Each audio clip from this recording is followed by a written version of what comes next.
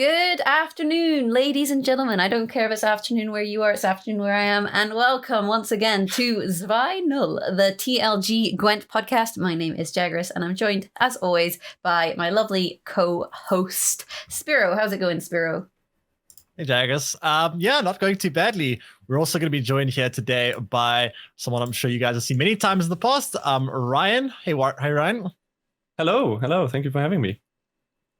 And someone who you may not have seen, but has been prevalent in, especially things that are happening currently. SuperSpock, you might have seen his name in the previous qualifiers for the TLG Invitational. Hey, SuperSpock. Hello. Nice to be here. And speaking of qualifiers and the Invitational, I guess that's our first talking point because this episode will focus a little bit on community tournaments. So the Invitational being a tournament run by Team Leviathan Gaming, invites players from all sorts of different teams. And there was also a community qualifier. We've also then had the qualifier to knock it down to top 16. And SuperSpock, what a run, my friend. So came through the community qualifier, beat all the scrubs in the community, and then went on to face off against, the best of the best in Gwent, and has made it through to the top 16 qualifier this weekend. How are you feeling about that? I feel pretty good. It was quite the time going through the community qualifier and then again a few weeks ago. Very fun, and I'm happy to be in the top 16. Yeah, it's quite an impressive run all the way from the qualifiers through the Swiss stage. I believe it was 7 rounds of Swiss, actually. It was quite a long Swiss stage, so definitely a long journey you've had to get to the top 16. And, I mean, journey's not over just yet, obviously. You got a few more games to go, but I'm looking forward to seeing your performance as well as the others in the last stage in this weekend. Yeah, the last round of the Swiss stage in particular was quite the doozy. I believe it was 2 ties, oh boy, a PC crash, and finally 2 games after that to decide it. It was a very, very long series. I hate ties. As a caster, I hate ties. I don't know how players feel. Like, do you mind a tie? I guess if it's a game you were like close to losing, your favorite and you're close to losing, you're probably like, yes, a tie. Whereas if you're like, you almost won it and it's an unfavored matchup, you're like, God damn it. Yeah, I mean, it's a bit weird. Yeah, especially when you have to like replay them. I think I almost don't mind ties as much if it's like it counts as like a win for both. But if I have to replay it, I don't know. It can be interesting. Go either way, I suppose. Yeah, I think I prefer a system where like both players get a point, but I understand why it is the way it is. Just as a caster, it's like, right, we've just cast this game, and we're gonna do that. We're gonna say all of the same things all over again, and then hope for a different outcome. So in terms of community qualifiers and community tournaments, do you feel like you have a different strategy for those sorts of tournaments in terms of your lineup compared to say something like on ladder, or do you feel like you tend to play very similar lists on ladder to in community tournaments? I would say for community tournaments, I definitely try to look at lists that are more, I guess, beneficial in certain coins. And ladder, that's something you can't really control at all. So I would say that's definitely something I look to first. And then I also decide like decks based off of like how much I enjoy them. That's another big part in what I choose as far as my lineups go. When you say decks you enjoy, do you mean decks you're comfortable, or decks you're actually comfortable playing, or do you mean decks you actually just enjoy? A little bit of both, I would say. It's interesting. Yeah, I'm the exact opposite. I'll just play whatever wins. I don't care what I'm. I just want to win. At some point in the season, I also just say, screw it. I'll just play like whatever. But usually, at least to start, I always try with like whatever I feel the most comfortable with. It's a deck that's like been around for a while that I have a lot of experience with. I'm like, okay, I can pilot this to the best of my advantage. But in some metas, if there's an obvious top tier contender, I'm just gonna yeet and skeet go with that.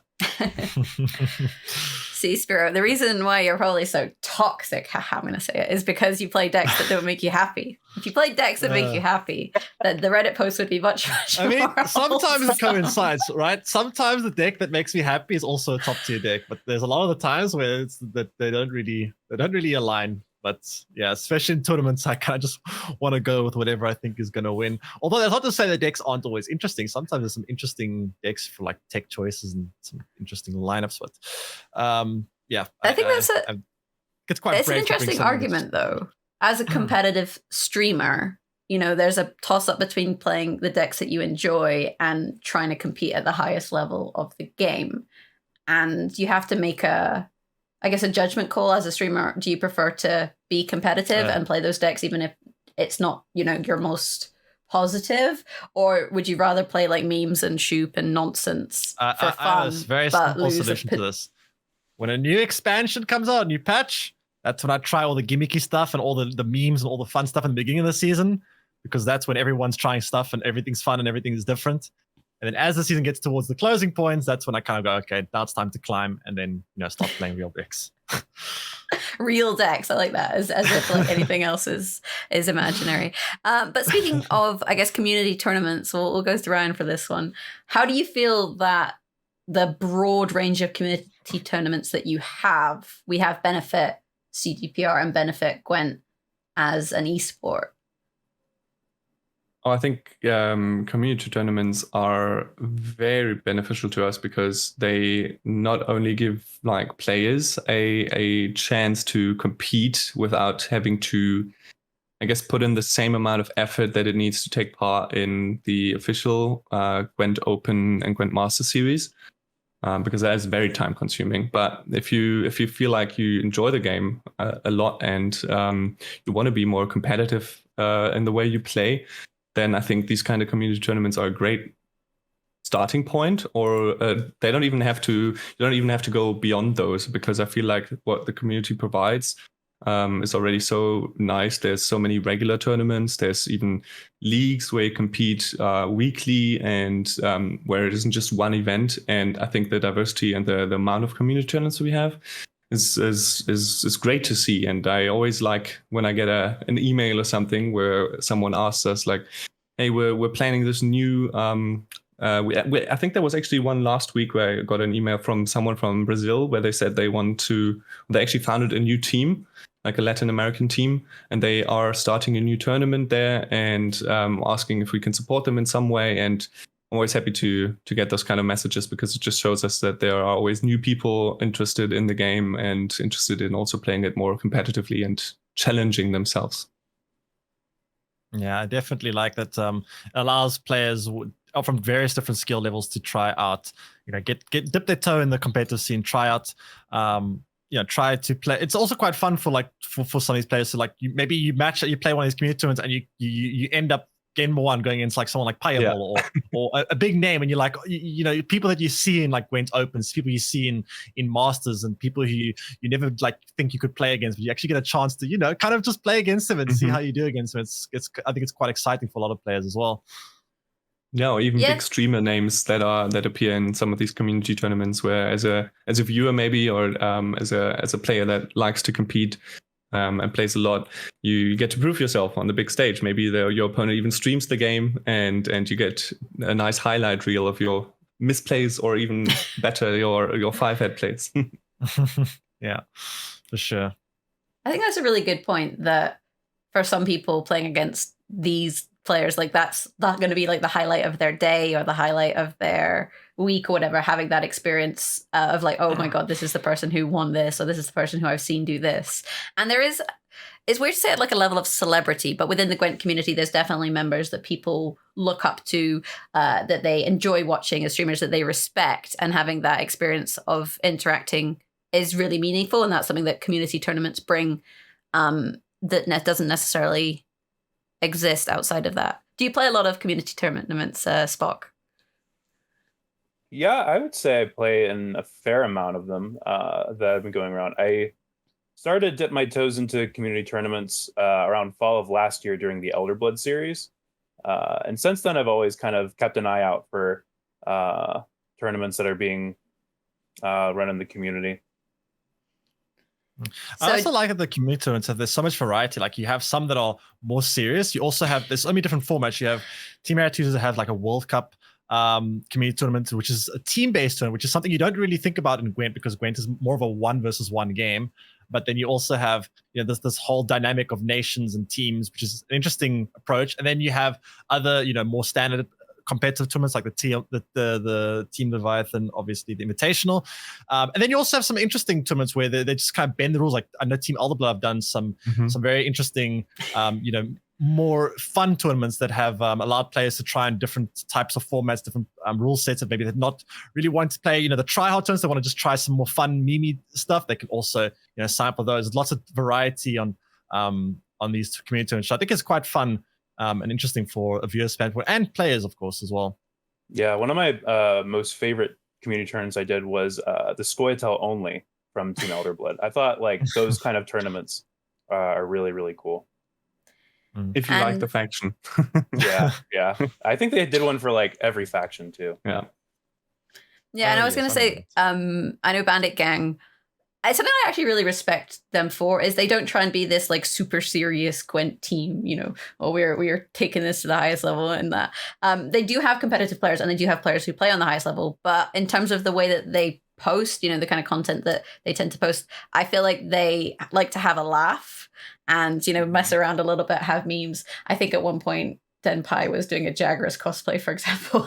I don't even know how that happened. Yeah. Nobody consulted me about that. It just happened. I'm like, oh, that's hilarious. Good for them. Do you guys have any tournaments upcoming, either serious or not, that you want to kind of use this as an opportunity to promote and say, hey, community members, you should check this out? It doesn't have to be tournaments, but I'm giving you, this is the plug Bandit Gang stuff part of the podcast. Well, we do have an upcoming charity tournament, I believe, on August 8th. I believe that one is people like were invited from various different teams to play in a charity event, and that's happening August 8th. Later, a few months or a month or few from now, we'll have our Duel of Dogs tournament, which is kind of like our big competitive tournament. And for the people who if competitive Gwent isn't their cup of tea, we did recently post our meme snapshot, which is on the website, teambanditgang.com. And what else can I plug? Oh, the YouTube channel as well. We do lore blast videos and various other content on that as well. So check all that out. Oh, I love that like meme snapshot, because there's so many meta snapshots, and sometimes I don't know about you, but sometimes I'm like, I just want to play something trash. Oh, calm yourself. Something trash, but something fun. And I feel like meme snapshot is exactly my kind of thing. I'd be like, right, I can't be bothered to make a meme deck. Let's just net deck a meme deck, change a couple cards, and that'll be my deck from now on. I think that's a good approach. By the way, one thing I wanted to add specifically to community tournaments, I've got a very, specific relationship with them. When I played in them, like before joining CDPR, I was obviously also part of the community and streaming and playing in some of those community tournaments. And I think I played 3 or 4, and every single time I was so happy to make it to like the knockout phase, surviving the Swiss phase, and then winning the first game, so making it to the top 4, and then always losing the next 2 series. So I always drop down to like the game of 3rd place, and then also losing that. And every time the top 3 got some rewards, so every time I just missed out on any reward. No rewards gained from those tournaments. And that's why I got a job at CDPR, so he could give the rewards and then put them on your account. So I can now add those rewards manually. All the rewards you could ever need. Mm-hmm. I like it as a tactic. So I guess we should mention that the Invitational Top 16 as well, which SuperSpock will be competing in, is this weekend. So that'll be taking place, I think, over Sunday, and probably. Sunday, yes. I'm like, I just show up and cast. I'm like, just tell me. It's both days indeed. I believe it's going to be similar type of structure to the top 16 for the qualifiers, the official qualifiers. And it's going to be split up into 2 days. And we're going to be casting. Various people are going to be casting. I believe have people. They got all kinds of all language. I'm not sure what languages all, but I know there's a lot of different languages. I'll be casting it. A lot of streamers, both English and Polish and Russian and one, I think, other languages too. Sorry if I forgot any. But yeah, that's going to be happening over this weekend, and that's going to be the big finale to the TLG invitation, which has actually been taking part over quite a while. We've had obviously the qualifier stages, we've the Swiss stages, and now we're going to have the top 16 stages. So it's been a long journey to get here, and it's finally going to get all wrapped up this weekend.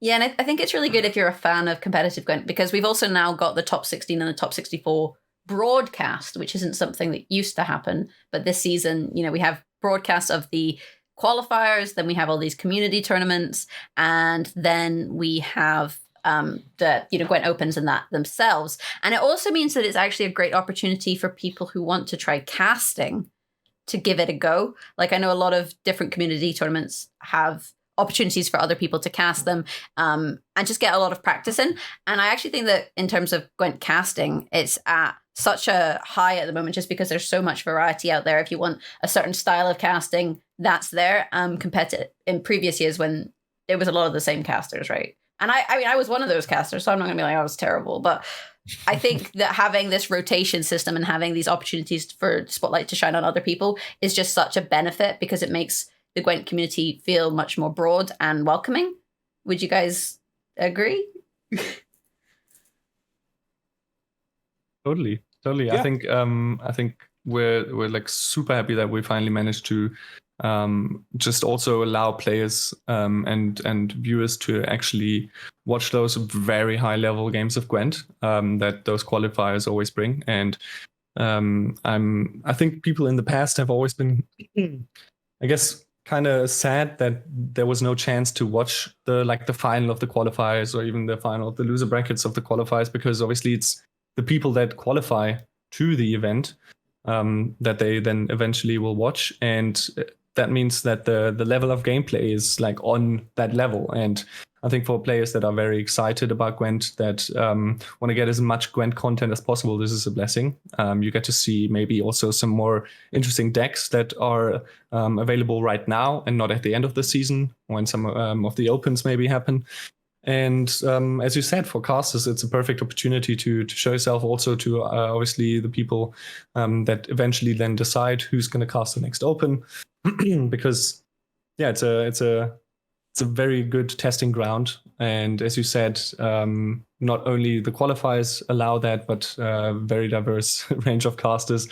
And I'm also very happy that you can now finally watch those games, at least for now, in multiple languages as well. There's not regular, so sometimes obviously a specific broadcaster doesn't have time, and there's always 2 qualifiers every month, so there's lots of content, and plus all the community tournaments. But you've got a French caster sometimes, you've got definitely Russians, they're always in the mix.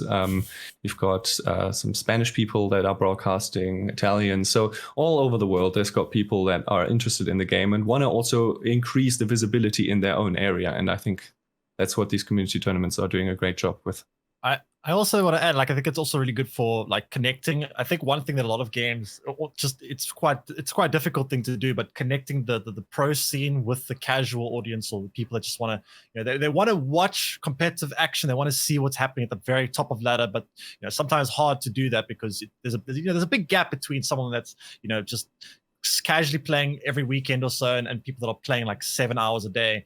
But being able to bridge that gap and bring them together and allow these players to see the highest level of Gwent on a regular basis, I think is really, really good, because it also just helps also teach people, and people can learn how to improve, and how the pro players are adapting to the meta and how they're building their decks in these tournaments and whatnot. I think it's a very, very important thing that I'm happy that these kind of things that happen frequently to allow this gap to be kind of filled. One of the things I always tried to look out for whenever I wanted to learn more and up my game was always like these high-end competitive tournaments, like opens and stuff, back in beta and even early homecoming. And then now having the opportunity to see that for top 16, top 64 casts are also great for anyone who wants to up their game, I think. Yeah, and for sure. It helps for, I was gonna say, and it helps for community players in tournaments as well to see the decks. played, like piloted, that they could then, choose to try in their own community tournaments. If we have these open qualifier broadcasts, it's more opportunities to understand the tournament meta, because the tournament meta is different from the ladder meta.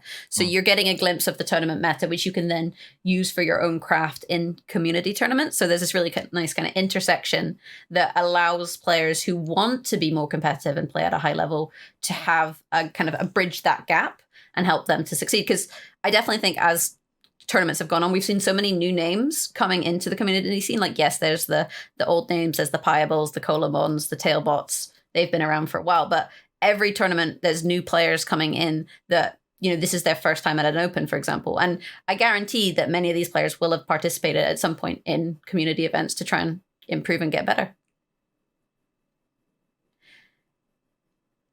Shall we move on?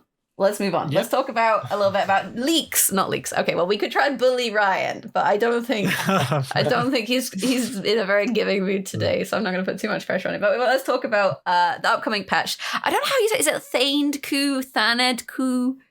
Oh, God. Yeah, I don't know. I think it's Thaned Coup, but don't quote me on it. You say the P? Is it coop?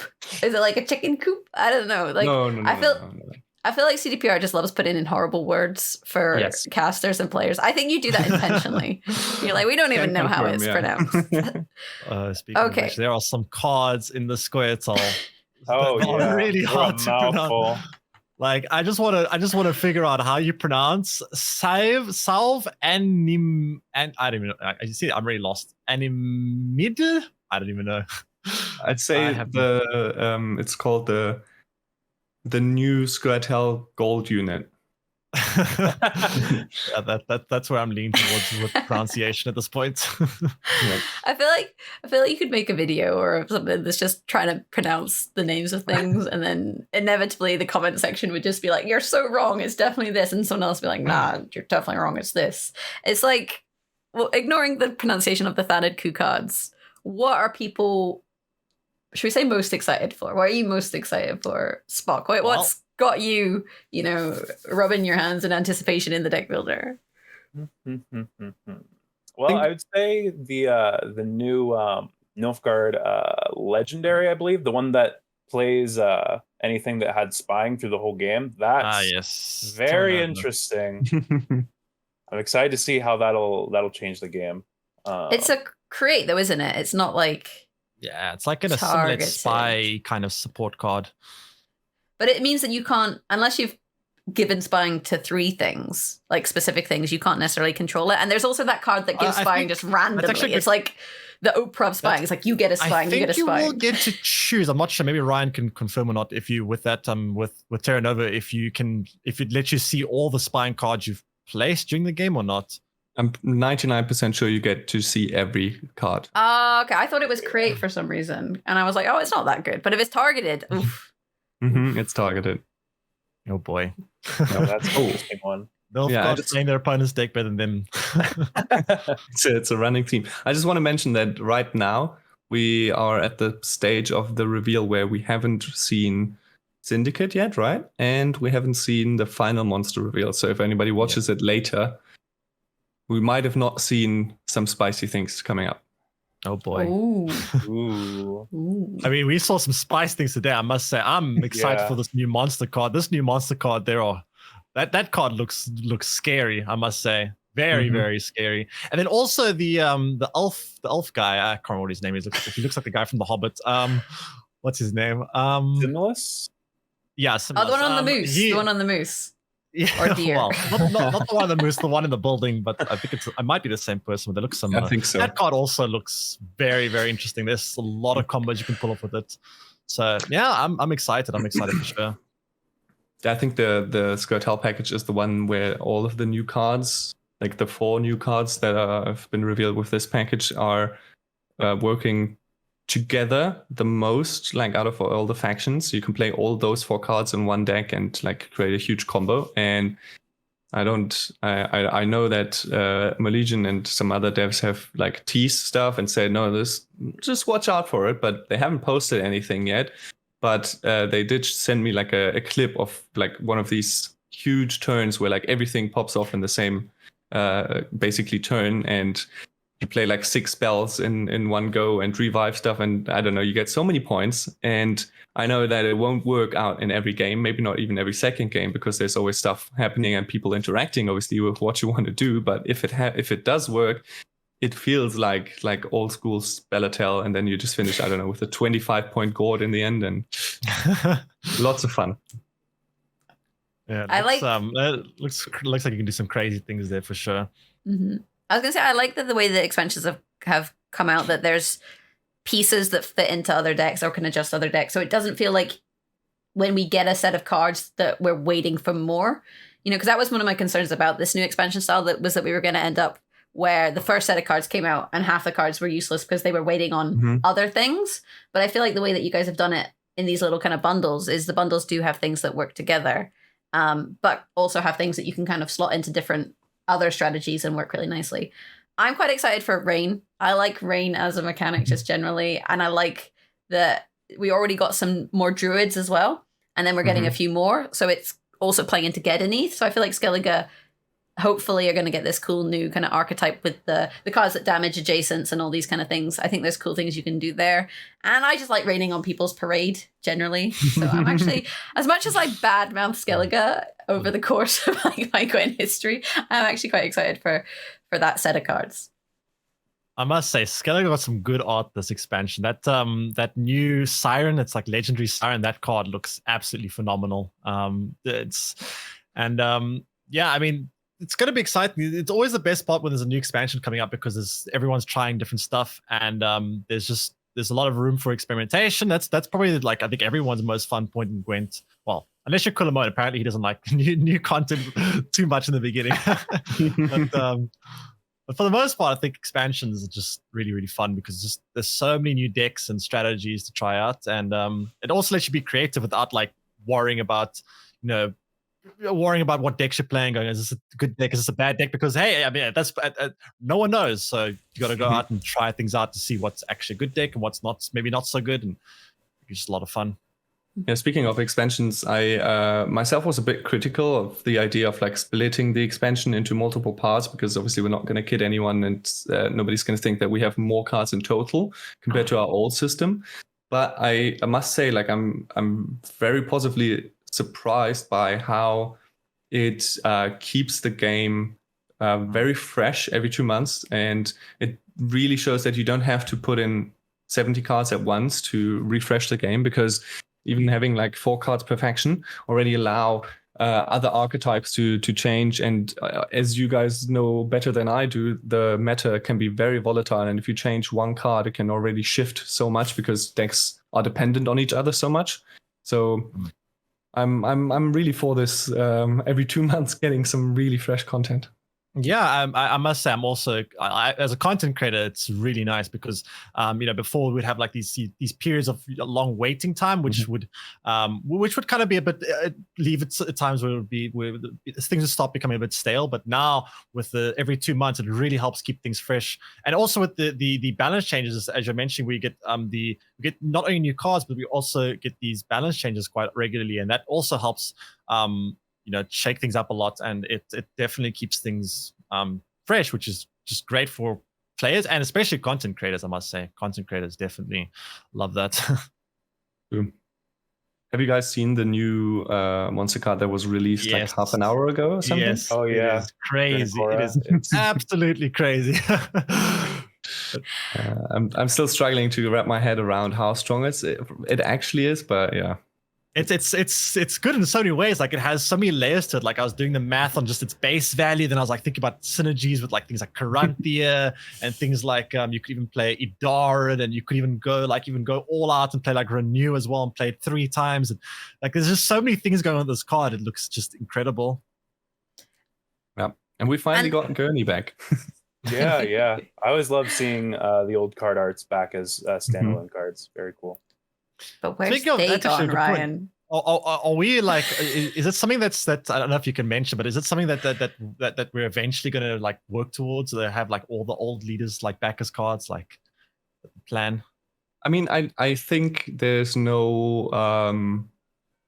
I don't think they're forcing them into the game. As you see, like there were 12 cards added like a few months ago with the old arts coming back, and now there's an opportunity to bring back Gonikora. So I think when the situation arises where it's possible to fit them in, then they definitely are going to take that opportunity. The designers and the art team working together on that. But I don't think we're going to create like a soul expansion or a soul drop just to bring them in, like we did with the 12 cards. But obviously that might still change in the future, and what I just said might be wrong. But that's at least what I see right now. But what about Dagon? Yeah, I was about to say, does that deny the possibility of a full Dagon expansion? Who's Dagon now? I don't know. He's gone. He is gone. He's gone. Ooh, Dagon. Oh. No. I think we have to wait a bit longer for him. I think the Gwent scene is going to just explode on the day that we finally get Dagon back. Yeah. Like, True. Oh dear. I feel like overall, though, I'm generally quite happy with how the expansions are working out, and I think it puts cards under the microscope. To be honest with you, like previously we'd get 70 odd cards and no, like half of them would kind of just be overlooked, whereas now you have to kind of consider every card in the expansion in order to really craft decks. And I think it means that even those cards that people are like, oh, it's a 4 provision, it's not going to do much, are seeing playtesting and they are getting tried out as opposed to being written off when there's so many cards to look at, which is a really good thing, in my opinion, for competitive Gwent. Yep. I mean, it's going to be exciting for sure the coming days and weeks, seeing how it all unfolds. And also how it impacts these new cards. What's also very interesting is I also really like when the new expansion comes out and then seeing the preceding tournaments right after the expansion, because then people are really bringing decks you don't expect. Like right now, if there's a tournament, you kind of know people are going to bring. You go, okay, they're probably going to bring this faction, this deck, this deck, this deck. But when a new expansion comes out, you don't know what people are going to bring for these tournaments. People really get creative, and I think that's also another thing that's very exciting to see how the new content impacts the competitive scene and how players adapt to it when it comes to like these tournament settings. Yeah, I think it's really interesting you mentioned that, because I don't think it was an expansion drop, but I think before the community qualifier in March for the Invitational, it was the patch that they added Iced, I believe. And it was actually, they like added Ice and then they buffed a lot of Line Pockets cards. So it was like really interesting to like build and figure out like what people were going to bring going into that tournament specifically. That was really a lot of fun. In general, it's always... I think a balancing act between, for the design team at least, and our esports team for figuring out, okay, how can we schedule this next tournament or like the tournament in 4 months to not interclash, I guess, with the release of a new expansion, for example. So it's for us, it's obviously a good opportunity to promote stuff in the game as well. So maybe have the tournament right before the next big release comes out, so players don't have to adapt like in like 3 days of new content coming out to the whole new situation. And it's also not a nice opportunity, not a nice solution to I don't know, have the tournament played on a different patch, because I feel like people want to see the new cards once they come out. So it would hinder the opportunity. It's like a last resort. But yeah, we prefer to have the content coming out after the tournament if possible. Yeah, I think that's definitely a good point for sure. Definitely makes it much more connected for the viewers to see the game that they're currently playing, also played in the same format by the the pro scene. Yeah, I think it's also just one of those things where you can't like not update the game because of esports, right? Like esports will, I guess, adapt, and that's where community tournaments are great, because sometimes it's really hyped to watch a tournament within a week of a patch, just to see what have people decided to go with, what do people think are good, and half the time, they get it completely wrong, and half the time someone will be like the messiah of deck building and be like, this is what you guys need. Here is my gift to you. I'm playing it in this random community tournament. So it's cool to see in that regard, just once the meta gets shaken up, how the tournament meta adapts. And because we're getting these expansions and then these balance changes so regularly, the meta is evolving so constantly that the game feels really, really fresh. And I think that's something that card games struggle with, is keeping the game fresh. And it's something that Gwent does really well at the moment because of this change to the way that we approach new content, which I really love personally. Yeah, me too. I mean, it has like almost different atmosphere when like the game is just being changed so regularly, because you have so much more room to experiment, so much more room to try things out, and it's just at certain points in the game when like metas become solved, so to speak, when every deck is very refined, everyone plays pretty much identical decks. At certain points, everyone kind of knows the lines, everyone kind of knows how to approach every matchup, and everyone kind of just becomes very homogenous in a way, like everyone just knows everything, and it becomes difficult to actually like find ways to outplay your opponent, because everyone kind of knows all the ways to outplay at certain points. So keeping the game fresh and allowing players to experiment and find new lines, find new approaches and new tactics to work with really helps just reward players for their creativity, and also their intuitiveness. I'm not sure if it's a word, but intuitiveness or whatever, to figure out these metas, which is quite nice. Actually, one question. Oh, continue. I just wanted to, while we're talking about like new decks, bring those up. Maybe to you, Spock, but do you prefer a closed deck list tournament, or do you prefer having open deck lists right from the start? Oh, I prefer open deck lists. It is very nice to go into a match like knowing what your opponent's bringing. It also helps like allocating your own resources. Like, do I need to save like this answer for this? Do I need to maybe conserve this more for a certain win condition? I prefer that a lot more to kind of a guessing game that is closed deck lists. Mm-hmm. Yeah. I would tend to agree as when it comes to playing turns, it's always scary if you always have to guess what your opponent could be doing, because it's nice to be able to play the game at a level where you both know exactly what each other knows, and you can kind of say to yourself, okay, my opponent knows that I play this card, and I know that he knows that I play this card, so I'm going to play in this way and keep this for, as you mentioned, for this answer, and it becomes kind of like this whole game of who can outsmart the opponents the best, knowing under perfect information circumstances, which can be quite interesting for sure. I think, at least from a competitive standpoint, it does take a little bit of like the surprise of things, but at least in terms of like raw like player abilities, I think it's just quite nice to have open deck lists. Yeah, I would agree. Yeah. I used to be a proponent like of the surprise factor for the viewing experience, but actually I don't think viewers really care. I think I used to think, oh, it's exciting because maybe you'll get like a hype Igni or those kind of things. But having spoken to pro players, I think that they much prefer the consistency, because it's about skill at that point. If you have more information, then people who are better skilled should succeed. And then on top of that, it doesn't affect the broadcast that much, I think, from a viewer perspective. And so it shouldn't really matter. And so this move towards open deck lists, I think, is actually better for the competitive nature of the game without really taking away from the broadcast, should we say? Mm-hmm. I think Gwent's always been under open deck lists. I think there were some times, and I think in open beta we had the first round of opens were, I think, closed deck lists. Yeah, exactly. Yeah.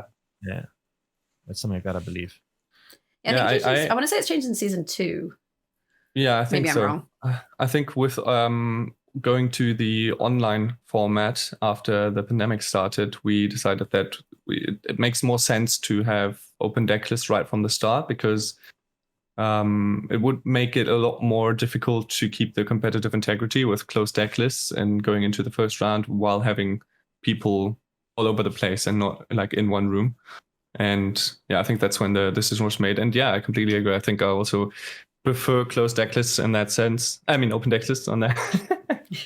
Because also one thing I immediately think of when you say it's better for the broadcast, I love those moments. Like some of my favorite Gwent esport moments are when casters say, oh my goodness, I think he just played this card to make his opponent think like it's a bait in some sorts or a bluff, because your opponent knows which kind of cards you have. So maybe you play a suboptimal line if you would play it like blindly, but play it in a way where your opponent thinks you've got a different last card because you're keeping it for last. So they maybe also do something that's even worse. And those kind of mind games, I think, really strive in open deck lists.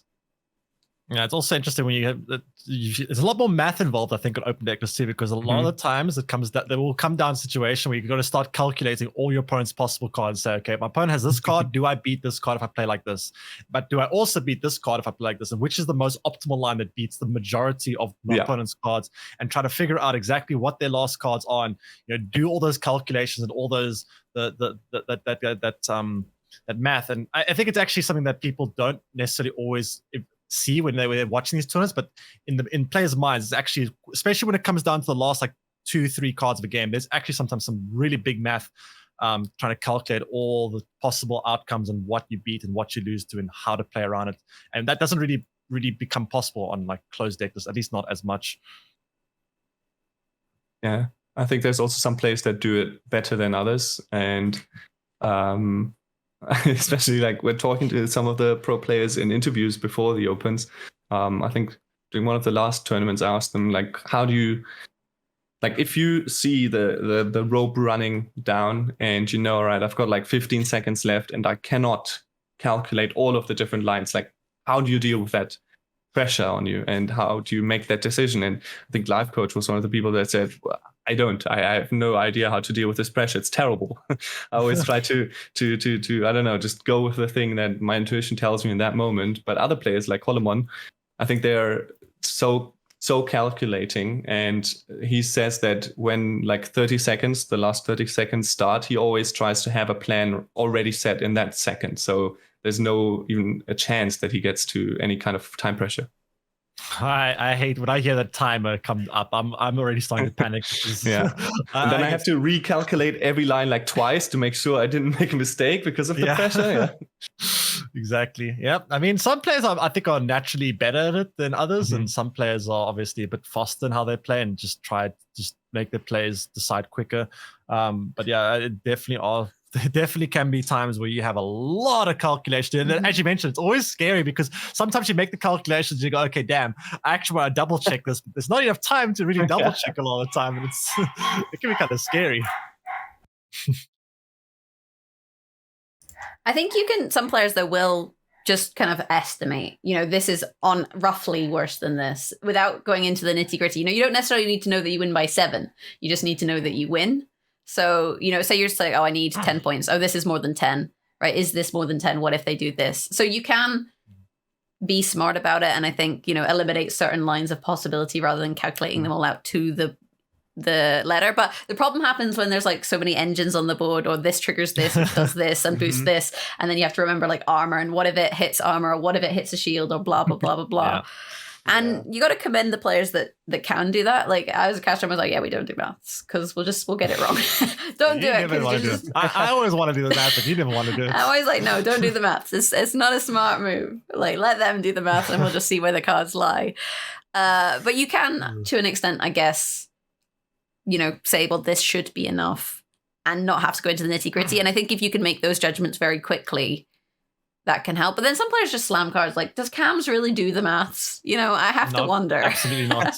Absolutely not. What about you, Spock? Do you do the math? Yeah. I would say, I don't know if I'd really put myself really in one camp or the other. Because like sometimes I do kind of just like go with my gut as far as like, okay, this is fine. I guess it also helps when like the point deficit isn't like really that big. Once it gets to like, I don't know, like 20 some difference, I'll start to like think a lot more about like, okay, can I take in X amount of cards, stuff like that. But if it's a little bit more like closer, as far as like my score versus my opponents, I kind of just like, I know like the rough estimate of like all my interactions. So like I can usually just slam in those instances, but once the point gap gets bigger, it's like, gotta get down and do some maths. Actual math doers. Do you think that players who slam their cards, do you think that actually intimidates their opponent? Your opponent, like if you're against someone and they're absolutely jamming cards, does that put you on the back foot, or are you still quite chill in like your own strategy? I gotta wonder about these things. Personally, I think there's a bit of my games to it. Like if your opponent just like slamming cards, and it's like, oh well, they're just slamming, dude. They've got the cards to like take the rest of this round. They're going. But maybe if you like rope it out some more, maybe be like, ooh, I'm not entirely sure. Can this guy really do it? He's thinking a lot about it. That's actually very true. I actually have this quite often where I purposely sometimes will try to rope or sometimes try not to rope just to try kind of play some mind games and think to myself, okay, if I do this quickly, he's going to think X and Y. So I'm going to do it slowly just to make him think that I'm, doing some difficult choices here or something like that. And there's sometimes some small mind. I don't know how often it actually happens, but I do have cases where I will intentionally just slow myself down just to play like a little bit of mind game or speed myself up. Like for example, sometimes Sintra and Envoy, we all know this card that you put a card top of your deck, right? And sometimes Northgard plays Alchemist or they play Location for an Alchemist. So you sometimes I'll deliberately go fast to make my opponent think it was the easy choice. I put a gold on top, so they more happily play their Location to play Alchemist. Because if I go slowly, they might think, oh, he's thinking about actually putting a bronze on top, isn't he? Yeah. If I do it fast, it kind of makes my opponent think that I was more just quick to put a gold on top. So like that's the best card. There's sometimes small little mind games that can happen with that. See, I accidentally rope a lot, but the reason I accidentally rope a lot is because I forget to pass. And I'm sitting there, I'm like, why is my opponent not playing cards? And I'm like, oh, it's still my turn. I'm like not intentionally slow. I'm just like, so they probably sit there thinking like, oh, that person's really thinking about this or something. And I'm just like, no, I just forgot to pass. Like, I don't want to use my leader. Like, nope. And or like back when I used to stream a lot, I would forget to pass because I'd be too busy talking to chat. Like I think as a streamer, sometimes you can just get distracted and then you're like, oh yeah, this card game that I'm playing, let's do that. and that's for me the reasons why I rope, not for any actual reason. I'm not thinking about Gwent. I like slamming cards. I'm gonna firmly be in the camp of card slammer, but then I don't play as a competitive level, so I mean, you just are like, I could play 50 games in an hour and gain more MMR than you because I played more games. Like, that's the tactic, right? If you play games really quickly, then even if you're trash, you can still get an okay score. That's the Ajikov strategy. And the jam strategy as well. That is true. So I think that'll probably be about everything we need to talk about for today. But we got to use this opportunity to once again mention the Invitational this weekend, which is sponsored by Advanced GG. And I believe that you can get a free sample for watching. So I'm going to do the sponsorship bit. In terms of the Invitational, we've come down to the top 16. So obviously we want SuperSpock to win. Let's go SuperSpock. Woo, woo. Yes. But there is this kind of 16 players competing over the course of the weekend. There will be various casters involved as well. I know we've invited a whole load of people to cast. So if you're looking for some competitive community gaming, that is where that is. Does anyone have anything they need to add or want to say, or a leak that they would like to provide to the community as a CD Projekt Red representative? No pressure, Ryan. I can say that like just to clear up the rest of the reveal schedule, we'll have the 2 final monster cards coming out tomorrow. We've got 2 syndicate cards coming on Saturday. And then the rest of the reveals will be on Monday. All right. Ooh. So you don't have to sit refreshing Twitter or Reddit. Like this is the days. Keep an eye out, basically. Is there a possibility of a patch notes on Monday? I'll be upfront, probably not, because the issue in that case is we always try to provide the patch notes a day earlier, but with the new journey coming out on Tuesday, we definitely don't want to spoil it a day ahead, and it is connected to the patch notes in some sense. But there will be a developer video coming on Monday with actually Vlad and I talking about some stuff of the reveal campaign, and there will be like a few highlights. I think about 3 balance changes that we'll do mention in the video. But the whole patch notes will be available on Tuesday. That sounds very interesting. I'm looking forward to that. SuperSpock, do you have anything you want to add? Shout out to anyone, any of that sort of thing? No, I think I'm pretty good. Follow BG on, I guess, Twitter, their YouTube channel, and check out the website. And now we get to the best part of the podcast. No, do you have any shout outs, Spyro? No, almost. Do you have any shout outs? I'd like to shout out my mom, my dad, and everyone. I mean, I'd like to shout out my mom for opening the door partway through the podcast, and also my dog for barking in the middle of the podcast. Couldn't have done it without you guys. We're real professional over here.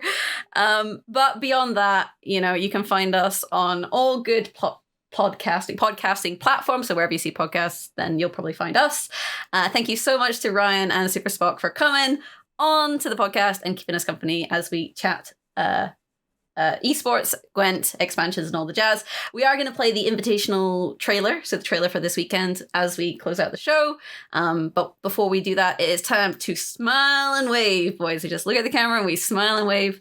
Thanks so much for watching, and we'll catch you guys next time. Bye. Bye-bye. Bye.